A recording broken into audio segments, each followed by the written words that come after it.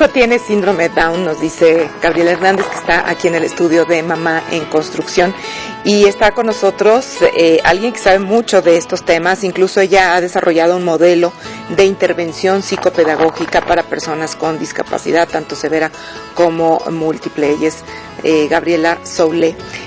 Hay diferentes como grados de, digamos, de, no sé si evolución en los síndrome Down, Gaby, dependiendo del daño mental que tengan. Así es, depende del origen. Por ejemplo, hay ciertos síndromes de Down que tienen que ver con una carga genética que está asociada más al lóbulo que al espermatozoide, pero generalmente tiene que ver como con un accidente genético, que obviamente se duplica o se triplica cuando hay una madre añosa, es decir, después de los 40 años y primigesta, es decir, que tiene su primer embarazo.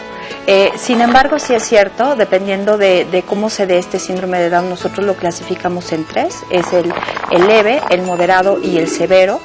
Evidentemente el leve, que tiene que ver con un mosaicismo, es decir, que no tiene todas las características del síndrome de Down, tienen una evolución mejor, más rápida, digamos, tienen un mejor lenguaje, aprenden a leer y escribir, son mucho más independientes. El mediano, digamos, tiene problemas que pueden estar asociados, no todos, con una cardiopatía. El 50% de los niños tienen una cardiopatía congénita, es decir, tienen alteraciones en el corazón.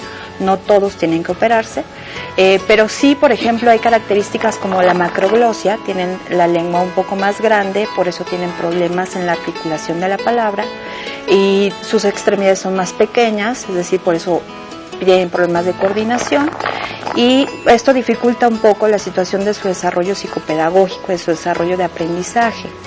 Y evidentemente los niños que tienen un síndrome más severo y que generalmente está asociado a otra discapacidad, estos chiquitos sí necesitan un proceso de rehabilitación mucho más amplio y generalmente van a ser mucho más dependientes a largo plazo. Es decir, son niños que van a estar todo el tiempo dependiendo de sus padres o de sus cuidadores o de sus maestros.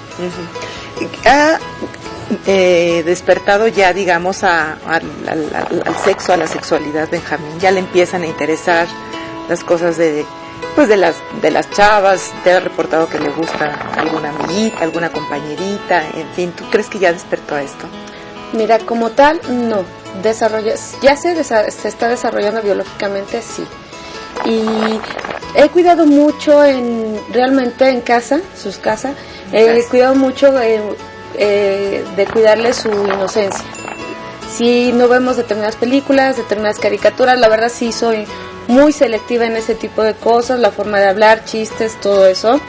Sin embargo, pues bueno, como cualquier niño, pues ya le gustó una niña, entonces pues la niña le gustó mi hijo, y bueno, ya sé que 2 años, son buenos amigos.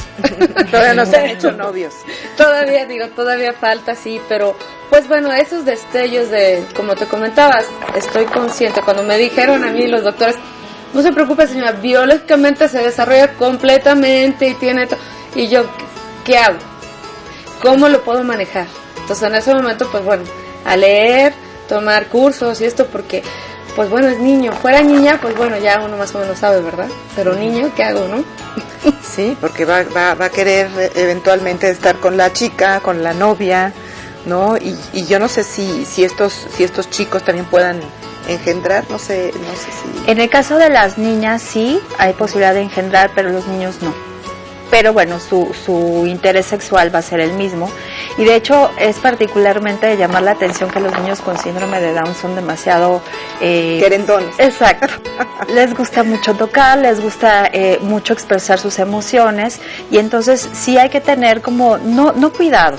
Me parece que hay que tener más orientación hacia ellos, explicarles más prematuramente lo que está sucediendo, porque sí entienden, y decirles sobre todo que tienen que respetar a su cuerpo y tienen que respetar el cuerpo de los demás, que sí se vale tocarse, sí se vale explorarse, pero siempre y cuando se tengan las manitas limpias, se haga en un espacio donde se esté solo, donde no lo vaya a ver nadie, y sobre todo esto, y siempre hago mucho énfasis en decirle a los niños que no se dejen tocar, por nadie, ni siquiera de la familia. Los niños con discapacidad y especialmente los niños con síndrome de Down son muy sensibles a ser abusados sexualmente. Entonces sí hay que tener mucho cuidado, observarlos continuamente, sí darles espacio de intimidad, pero siempre y cuando esa intimidad esté vigilada. Y estos niños abusados, Gaby, ¿están conscientes de eso? O sea, ¿se sienten mal por ser abusados? Fíjate que no, aquí también eso llama la atención, que el niño con síndrome de Down o la niña con síndrome de Down, al estar muy receptivos y además ser muy expresivos en su manifestación, permiten mucho acercamiento a las personas.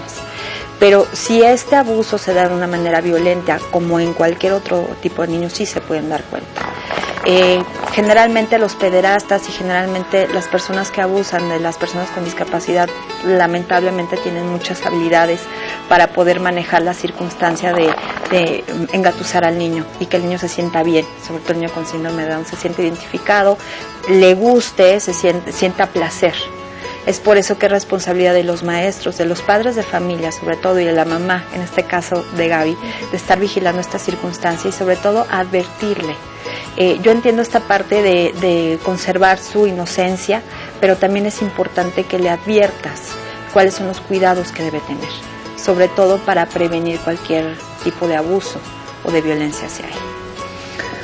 Bueno, parece ser que las circunstancias son tan diversas, ¿no? Hay que cuidar tantas cosas, como decías, desde su inocencia en este sentido, pero también que no se vayan a ser atacados, que la gente no se vaya a mofar de ellos, simplemente cuando sales muchas veces a la calle, ¿no? Bueno, evitar las miradas, porque hay unas miradas que son realmente pues como molestas, ¿no? Bueno, mira, yo he trabajado muchísimo y de acuerdo, bueno, regresando al punto un poquito de lo físico, de lo sexual, yo he hablado mucho con Benjamín. Benjamín es un jovencito que entiende perfectamente y he trabajado mucho sus actividades privadas y actividades públicas. Y actividades privadas solamente él te está explorando cuando él quiere conocer y he trabajado muchísimo en eso y sabe perfectamente que nadie lo puede tocar, nadie puede, aunque sea, salvo que vayamos al doctor y esté presente tu servidora. Claro. Y eso es muy, entonces él, y tanto también al otro chiquito, ¿no? Es muy tajante porque desgraciadamente ahorita corremos mucho peligro, y todos, niños y niñas, y discapacitados y no discapacitados. En relación a las miradas, pues como siempre anteriormente, pues la que actuaba mal era tu servidora. Bueno, generalmente los adultos somos los que nos equivocamos. A ti era la que te molestaba. Sí, porque decías, bueno, ¿y por qué lo miras? ¿Y por qué y después me di cuenta que, pues Benjamín educándolo es un niño amoroso, es el niño más tierno del mundo. Fuimos a misa, una señora estaba chiquito, una señora se le quedó viendo horrible, muy feo, entonces yo casi la agarró de los pelos y ¿qué pasa?